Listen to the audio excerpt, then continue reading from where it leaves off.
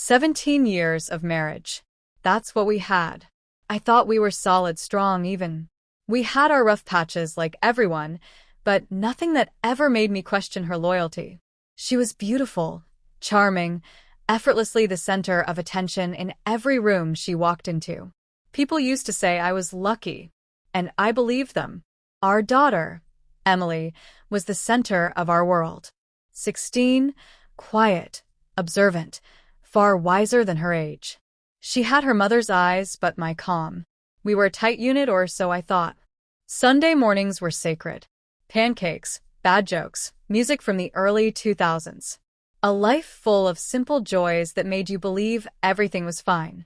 Looking back, I see the small cracks that I once ignored. The way my wife started getting too tired for conversations at night. How she started turning her phone screen down when I walked by. Suddenly, book clubs and yoga sessions filled her evenings, none of which she ever talked about. I chalked it up to midlife fatigue. I mean, we're not kids anymore. People change, right? She started dressing a little differently, less for comfort, more for attention. I noticed. I appreciated it. I even complimented her, thinking maybe she was rediscovering herself. I never imagined she was trying to impress someone else. She laughed less at my jokes. Kissed me like it was a routine. Eyes that once lingered now passed through me like I wasn't even there. Still, I told myself, we're just busy. She'll come around. Emily stayed quiet through all of it. She kept her head down, did her homework, never said much. I thought maybe she was just being a teenager, pulling away like they do. If only I'd asked the right questions. If only I'd seen the shift in her eyes when her mother walked into the room. One night, I walked into the kitchen to grab water and saw my wife texting. She didn't notice me. Her face was soft, smiling in a way I hadn't seen in years. She never smiled at me like that anymore. I stood there for a second too long, and she quickly locked the phone and acted like nothing happened. I let it go. I let a lot of things go. I told myself love was about trust, that people have bad days, that marriages go through seasons. And I believed it. Believed it because I didn't want to look too closely. Because I didn't want to confront the idea that maybe everything I'd built my life around was already crumbling. But denial doesn't stop the truth. It only delays it. And I was about to learn that sometimes the people you trust the most are the ones who hurt you in ways you never saw coming. I started noticing a number that kept popping up on her phone. Late at night, always deleted by morning. She'd laugh it off, say it was spam, or a friend from her book club. I didn't push. Maybe I didn't want the answer. But the tension at home had grown thick. Our conversations were reduced to logistics, grocery lists, appointments, errands. No warmth. No curiosity. Emily became even more reserved. She stopped hanging out in the living room. Meals became silent. One night, I heard them arguing behind closed doors. I couldn't catch much, but I heard her say, "You said it was just once." My chest tightened. I wanted to knock, to confront, but I froze. The door opened, Emily walked out, eyes red. She saw me standing there. She didn't say anything, just walked past me like she couldn't look me in the face. The next morning, I waited until my wife left for one of her yoga retreats. Asked Emily if we could talk. She hesitated, then nodded. We sat across from each other, and for the first time, she looked afraid of me, not because I'd hurt her, but because she was carrying something too heavy for her age. She didn't say it all at once. It came out in pieces. Her mother had told her she was unhappy, that the marriage was dead, that she needed excitement, and that what she did outside of the house was none of my business. But it wasn't just that. Emily had helped her, unknowingly at first. She thought she was helping her mom meet friends online, plan events, even pick outfits. She later realized those events were dates. Strangers. Affairs. All of it happening right under our roof. She broke down, saying she hated herself for it. That she didn't know how to say no. That her mom told her it would help keep the family together. That if she didn't help, her mom might leave us for good. My daughter had been manipulated. Turned into a pawn in her mother's twisted justification. I didn't speak. Couldn't. I sat there while the world I knew collapsed. Not only had I been betrayed, but my daughter, our daughter, had been pulled into it. Used. Emotionally blackmailed. And still, she looked at me like she was the one who needed forgiveness. I hugged her. Tight. Told her none of it was her fault. But inside, something cracked. A part of me that once believed we were unbreakable. I didn't know what to do next or how to face my wife again. I only knew one thing. This wasn't just infidelity. This was rot. Deep, intentional, and cruel. And I had let it grow by trusting too much and questioning too little. I didn't confront her immediately. I needed to be sure she couldn't lie her way out of it. I waited. Pretended everything was normal. Every word out of her mouth felt rehearsed. Every touch felt forced. I kept my calm until I had what I needed, a voice recording of Emily's confession, her guilt, her pain. Once I had that, I knew it was time. She walked into the kitchen, phone in hand, smiling like nothing was wrong. I told her to sit down. She looked confused at first, but something in my voice must have warned her. I played the recording. Her face didn't change at first. Then slowly it did. The smile faded. Her eyes shifted. She didn't deny it. Didn't even flinch. She just sighed like someone caught cheating on a test. She admitted to everything.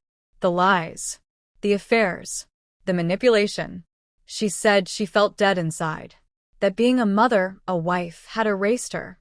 That meeting other men reminded her she was still wanted. Still alive. She didn't cry. She didn't ask for forgiveness. Her tone was flat, like she was explaining an old memory. When I asked how many, she shrugged. Does it matter now? That answer was worse than any number. Emily came into the room midway through. Her face drained of color. My wife looked at her and said she never meant to hurt her. That she just wanted to feel something again. Emily asked, "Did you ever think about what you were making me do?" That was the only time my wife seemed to break. She looked down and whispered, "I didn't think it would go this far." But it did go that far. She'd crossed lines no apology could ever fix. I told her she hadn't just betrayed me. She had destroyed her daughter's trust, weaponized her, made her complicit in something she didn't even understand. I told her she used our child as a shield to protect her own selfishness. That she didn't just cheat on her husband, she poisoned her own home. She started getting defensive. Said I hadn't touched her in months. That I didn't notice her anymore. That she was tired of being invisible. I let her talk, then I told her none of that justified dragging our daughter into her mess. That what she did went beyond infidelity, it was emotional abuse. I didn't yell. I didn't throw anything. I just stood up and told her I was done. Done pretending. Done hoping she'd be someone she clearly wasn't anymore. Her silence was louder than any scream. She knew it was over. So did I. That night, I packed a bag. Slept on the couch. The house was quiet, like it was holding its breath. And for the first time in 17 years, I looked at the woman I married and felt nothing but disgust. The love was gone. Burned out. Replaced by something colder. Permanent. The divorce was finalized 3 months later. No drama in court, just signatures and silence. She didn't fight for custody. Didn't even try. Emily came with me, without hesitation. I found us a small apartment on the other side of town. It wasn't much, but it was ours. Quiet, clean, without shadows of lies in every corner. The first few weeks were hard. Emily barely spoke. I didn't push.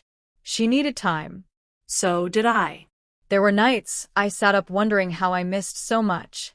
How a woman could turn cold so quietly. How I could live beside a stranger for so long and still call it love. Therapy helped. For both of us. Emily talked about the guilt, the confusion, how her mother made her feel responsible for keeping the family together. She cried when she admitted she thought it was normal. Mothers needing help to feel loved. That wrecked me. I told her none of it was normal. None of it was her fault. And slowly, she started to believe it. I kept working. Paid bills. Cooked dinner. Talked when she was ready. Some days were better than others. I found peace in the small things. Quiet mornings, shared meals, knowing I wasn't being lied to anymore. The silence was different now. It was calm, not tense. There was no second-guessing what she was thinking. No more pretending. Emily started smiling again. Not the fake kind she used to force when her mother was around. Real ones. She picked up sketching, spent more time in the sunlight, asked questions about the world. We were building something new, not just a home, but a bond that was scarred, yet stronger than before. I never told her everything her mother said. Some truths serve no purpose. But I did tell her one thing clearly, that she was never to carry the weight of her mother's choices. She was a kid caught in someone else's mess. And despite everything, she came out stronger. As for her mother, we haven't seen her since the divorce. She sends texts occasionally, asking about Emily. My daughter reads them, sometimes replies. Sometimes deletes them without opening. I don't interfere. That relationship is hers to manage if she ever wants to. I don't hate my ex-wife. I feel nothing toward her now. She's a part of my past. A lesson. A warning. Love, without honesty, is just a performance. And I refuse to live on a stage again. One morning, I found Emily sitting in the kitchen, sipping tea, legs tucked under her. She looked up and said, "It's quiet here. I like it." I smiled. Not because everything was okay, but because we were healing. Day by day. The woman I loved is gone. But the daughter I raised, the one who was dragged into something no child should endure, she's still here. And she's learning to breathe again. So am I.